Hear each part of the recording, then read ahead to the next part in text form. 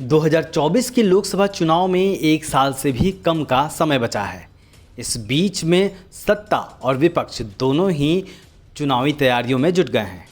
एक तरफ जहां भारतीय जनता पार्टी अपने केंद्रीय मंत्रियों तक को मुश्किल सीटों पर लगा रही है, तो वहीं विपक्ष भी उससे मुकाबला करने को तैयार है।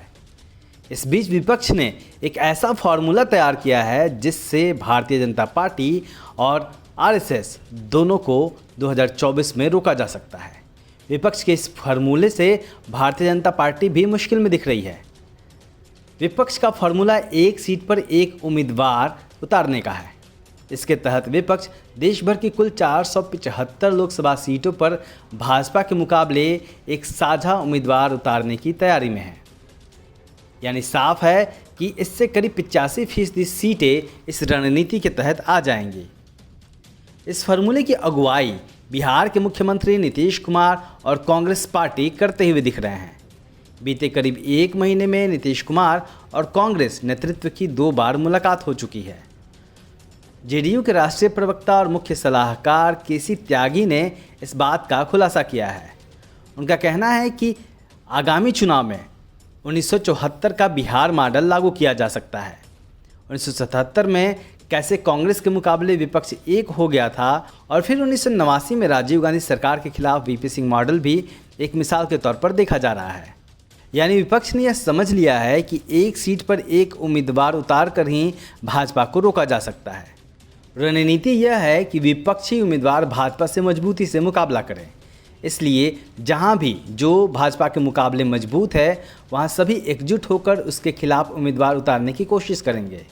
यदि ऐसा करने में विपक्ष सफल रहा तो निश्चित तौर पर भारतीय जनता पार्टी की सीटें कम हो सकती हैं और विपक्ष की सीटें बढ़ सकती हैं। इस रणनीति की बात करें तो विपक्ष खास तौर पर बिहार और महाराष्ट्र में मजबूत स्थिति में दिख रहा है। एक ओर जहां बिहार में जेडीयू, आरजेडी और कांग्रेस एकजुट हैं, तो वहीं महाराष्ट्र में भी उद्धव ठाकरे की शिवसेना, एनसीपी और कांग्रेस संयुक्त विपक्ष के तौर पर चुनौती पेश कर सकते हैं। अहम बात यह भी है कि इन दोनों राज्यों में सीटें भी काफ़ी बड़े नंबरों में हैं। एक तरफ बिहार में जहां 40 लोकसभा सीटें हैं, तो वहीं महाराष्ट्र में 48 सांसद चुनकर आते हैं। यानी यदि इन 2 राज्यों में विपक्ष अपनी स्थिति मजबूत करता है तो वह उत्तर प्रदेश की भरपाई कर सकेगा, जहां भारतीय जनता पार्टी मजबूत स्थिति में है और जहां से 80 सांसद चुनकर आते हैं। नई संसद के उद्घाटन कार्यक्रम का जिस तरीके से कांग्रेस सहित इन तमाम विपक्षी दलों ने बहिष्कार किया है और इस बहिष्कार में 20 राजनीतिक दल शामिल हैं, उसे भी इसी एकता के तौर पर देखा जा रहा है। बीते 4 सालों की बात करें तो विपक्ष की ऐसी एकता कमी देखने को मिली है।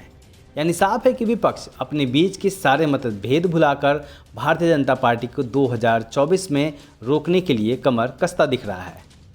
नतीजा क्या होगा या चुनाव के पहले जब उम्मीदवार उतरेंगे तब जाकर साफ होगा। Bureau report, Delhi Dastak.